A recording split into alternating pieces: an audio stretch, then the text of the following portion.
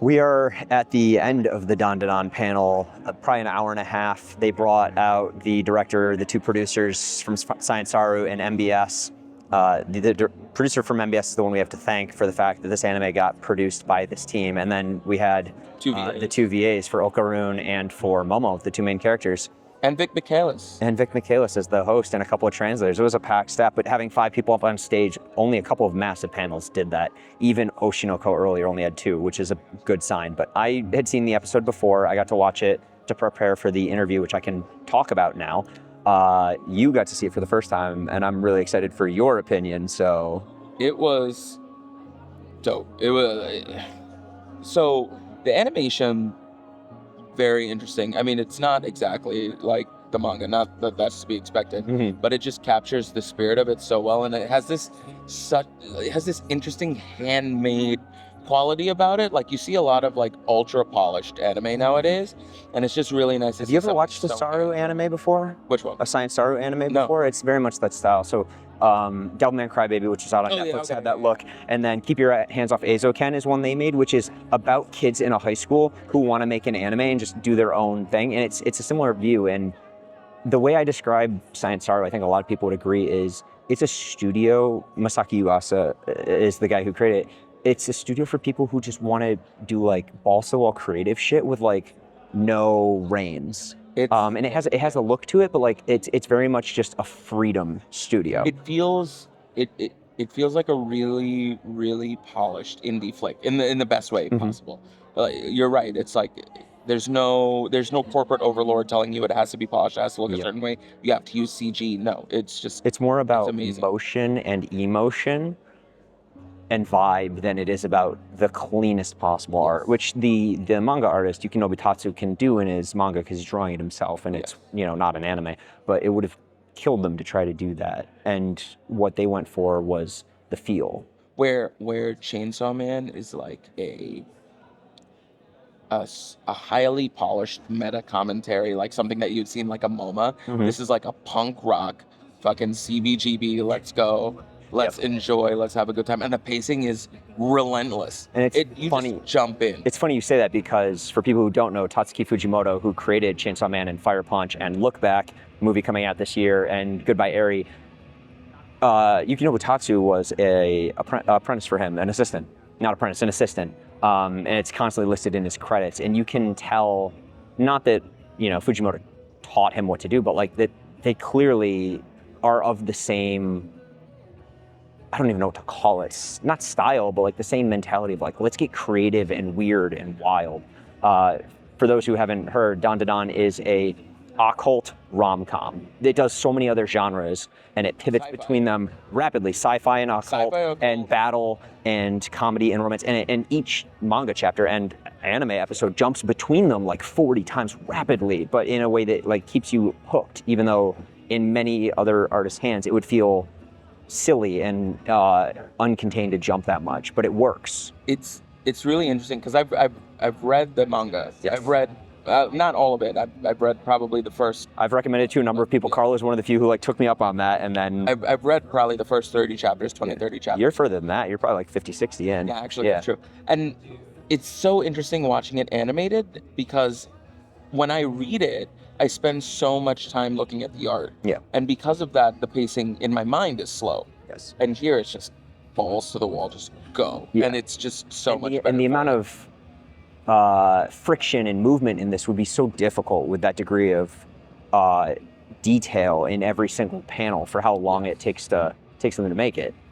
Yes. And the director walked us through some of the storyboarding, some of the line art. Yeah, straight from his storyboard to the layouts and multiple versions of the layouts and the paneling, and then ultimately to the run of it and how much changes. Even just, he showed a near final cut and then the lighting changes that were done to make the final cut. And you even commented, you're like, look at the lighting change difference. It's just like one of the things they talked about was Turbo Granny's eyes lighting up, and people reacted when that happened in the scene when she comes through in a scene and then her eyes glow yellow. The whole crowd just goes, whoa! There was a lot of that. Yeah. In the interview which I did with the director and two of the producers yesterday, which I'll do a video on talking more about what they said. he commented on the fact that, I asked him, do any of you have any sense of how popular this is outside of Japan? And most of their answers were long and wordy, and then the translator said, all he said was, no idea in Japanese. And to which I told him, you're going to be stunned. And they were clearly stunned. This room was packed out. This was the hardest panel to get into of everything I went to. Harder to get into than ReZero, harder to get into than Oshinoko. I don't know about My Hero, but the line for this was crazy. It was crazy. What's really interesting about this is I think this is the anime. This anime has a very Western appeal, yes. And I think this is the anime that everybody said, "Oh, Chainsaw Man's gonna be great." Mm-hmm. This is the anime they actually wanted. Yeah, I think that's fair because Chainsaw Man has its fans and people who watched it, I think, enjoyed it. I love it. But it's a little, I don't want to say harder to get into. It's a little there's heady. Parts that could, it's a little heady. And not that this isn't like the aliens and the spirits that come into this are all like, a few of them are Japanese in nature, but like a lot of them, like there's references to pyramids and other common things and the common alien tropes, and some of them are Japanese characters. Like Turbo Granny is like an actual myth in Japan, but you don't need to know that. Like it'll get explained, and then what's great about it is, this isn't even really a spoiler, this is just a premise because like it's in the manga. Like you start to learn where those myths come from. He doesn't just say, here's Turbo Granny. Eventually you're like, oh, this is kind of why a Turbo Granny exists, and like why they, the episode goes into why they both got into spirits and the occult, and it's like amazingly heartfelt, and it's only 22 minutes, and it packs so much into it. It's way more of a character piece than Chainsaw Man's metaphorical depth. Yes, and the romance is key, and they made that very clear in a video that they sent out for me to watch beforehand. It's like 20 minutes long, and the things they stress are the main parts is it's occult and it is rom-com, but they oftentimes they don't even say com, they just say romance. And he reveals that when they were working on the idea, his editor gave him 100 romance manga to read, and he read through all of them. And there's this premise in the West of Reiwa romance. The current Japanese era is Reiwa. When the emperor changes, it changes. Last era was Showa, I think. Yeah. And there's this joke about Japanese romance that, it'll be 400 chapters of nothing happening. They confess at the fireworks, but didn't hear. They almost make out in the closet, but someone interrupts them, and it's just 400 chapters of nothing.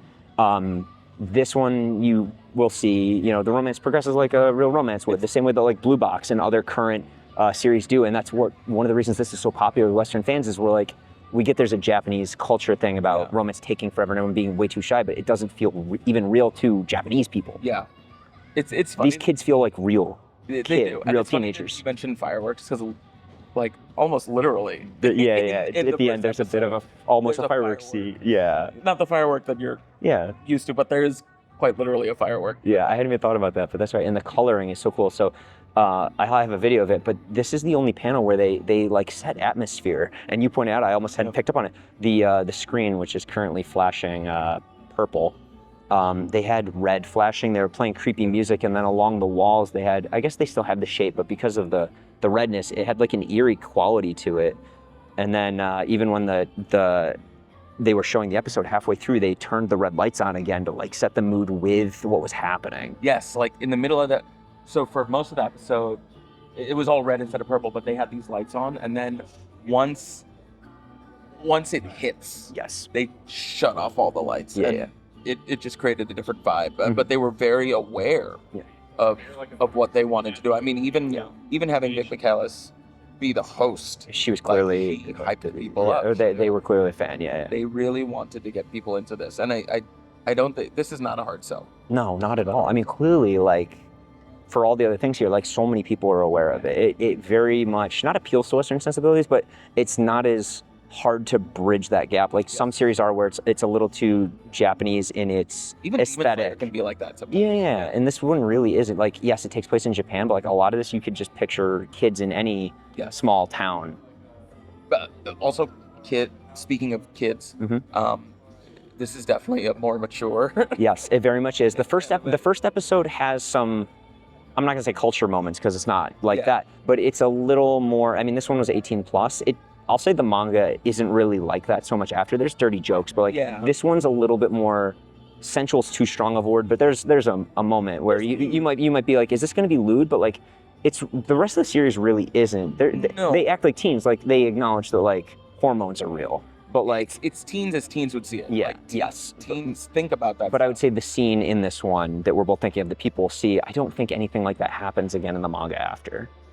I think that's the most egregious, not in a bad way, but just it's the most notable, literally in the whole series. I would say I'd be uncomfortable seeing an 11-year-old dressed as a character from this anime. But these kids are what, like 15, 16? Yeah, you know, it fits for real 15 to 16-year-olds. Yes. Yeah. And, you know, we just meet the two main characters and an alien and a spirit, you know, episode 2 and 3, which will be part of the global screening.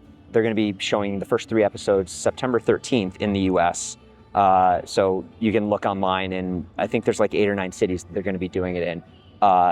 This one ends on a bit of a cliffhanger, but like the next 2 episodes will start to introduce a few more members of the cast. Yeah, read the manga. Yes, read the manga. Absolutely read the manga. I'm generally a person who says read the manga, but you should read the manga because this is one of those anime where the anime takes the core good series and does things that only anime can do. So some anime are like, it's literally, you might as well be reading the manga. It's just moving, and there's no value to, like, why does it exist? You could just, the manga, this tells the story in a different visual way and uses the skills of animation to make it not a different story, but a different digestible way of it getting takes advantage of the medium. Yes, that's exactly it. It takes advantage of the medium. And during the video they sent me, they had the director talking about working with the writer, and the writer's talking about, it was crazy when I sat down with the director. He keeps books of just, he takes notes when he sees movies or anime where he likes certain cuts, and he draws storyboards of how it was done. So then when he says, hey, here's how I'm picturing how I want to do the scene, he'll pull out his notebooks and say, I want to take this cut from a movie, but use this style from another thing I saw that I really like. And he when he sees things he likes, he makes notes for himself that he can go back to later and be like, I want to someday use this. It's so... I think that, Tatsu-san called him a technician and a direction otaku.